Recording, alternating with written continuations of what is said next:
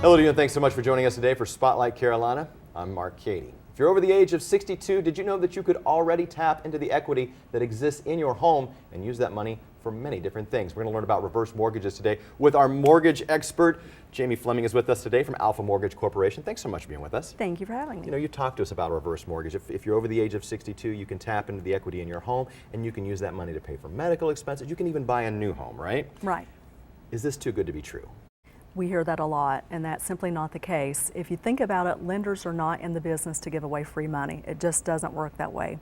With a traditional mortgage, interest is being charged on that loan every month, and every month the homeowner makes a payment, that balance is shrinking and it's becoming a decreasing asset for the lender. With a reverse mortgage, interest is likewise being charged. However, the homeowner is not required to make a monthly mortgage payment. So that balance over time increases, it becomes an increasing asset to the lender.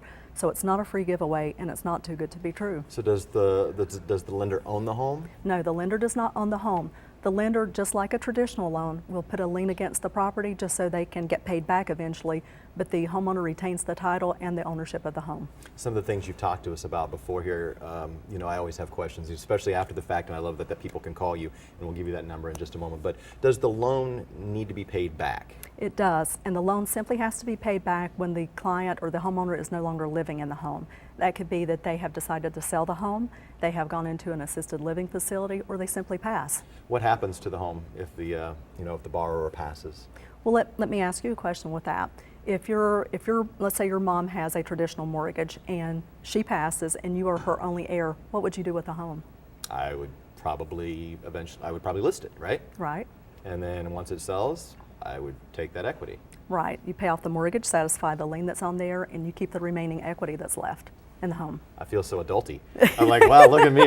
That was amazing. Talk a little bit about a reverse mortgage. Something I think I've heard you say is it's non-recourse. Right. Can you explain what that means? Exactly. So what we were talking about, you would retain the equity that's left over in the home.